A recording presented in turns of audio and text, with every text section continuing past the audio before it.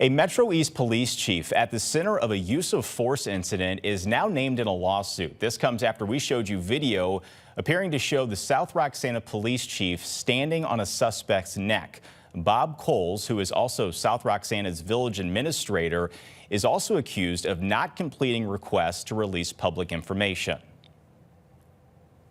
When people aren't transparent, they usually have something to hide. South Roxana, Illinois resident Amber Schultz says she pays attention to government affairs in her village of roughly 2,000 people.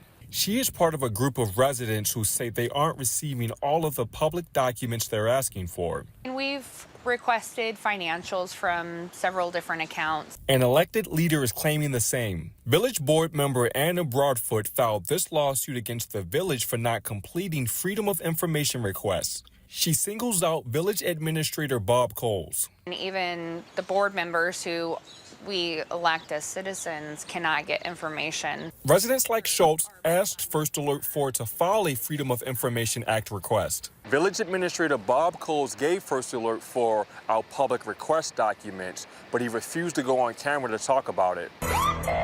Residents questioned the money spent on this police vehicle purchased by the village. Records show the village spent nearly $79,000 on this GMC Yukon, plus thousands in upgrades for it. I think having a good, solid police vehicle is important.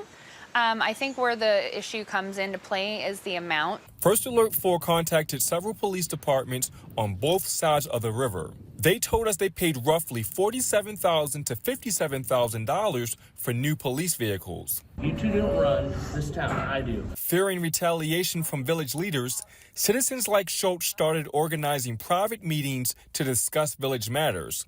Schultz says this is video of Mayor TJ Callahan crashing one of their meetings. You work for us. Absolutely. I don't want to run the town. Schultz says all the residents want is transparency. They hope to get that Tuesday night when some of these topics will be discussed at a village board meeting.